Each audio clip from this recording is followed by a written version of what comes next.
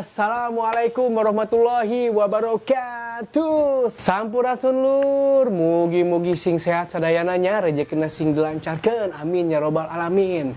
Patepang desareng abdi lur, Bagas Aji Japunisun. Dina konten belajar bahasa Sunda. Masih dalam konten belajar bahasa Sunda yang menggunakan metode 5W plus H ya. Bagi teman-teman yang belum nonton episode yang sebelumnya, silahkan ditonton dulu ya. Sekarang kita akan masuk ke salah satu unsur 5W plus H berikutnya, yaitu when, yang artinya kapan. Bahasa Sundanya iraha. Sebagaimana kapan, kata tanya iraha ini digunakan untuk menanyakan waktu kejadian. Contohnya, kapan kamu mau datang? Iraha maneh rek datang. Bayar utangnya kapan? Bayar utangna iraha. Atau juga bisa digunakan untuk menyatakan satuan waktu yang tidak tentu. Seperti kapan-kapan dalam bahasa Indonesia. Yang dalam bahasa Sundanya berarti iraha-iraha.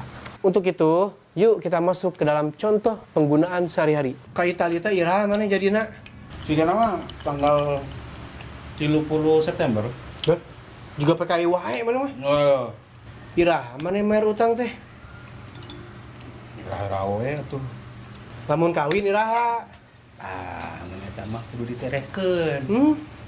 Sok atuh minjem heula. Bah. Iraha cenah si Iding nek datang ka dieu teh. Si Ejing cenah mah malam Minggu. Malam Minggu. Irahanya orang bisa haji ka Mekah. Benerkeun heula nomor hiji heula, nomor hiji heula. Naon? Sahadat heula maneh. Anggeus Islam ieu teh. Oh, atuh sok nomor 2 heula. Naon? Naon sok nomor 2? Sok ujug-ujug ke nomor 5, nomor hiji heula, nomor 2 heula. Naon nomor 2? Oh iya, zakat. Demikian lur, contoh-contoh penggunaan kata iraha. Semoga bahasa Sunda kamu semakin hebat pastinya. Oke lur, jangan lupa subrek, like, comment, and share. Oke? Tring!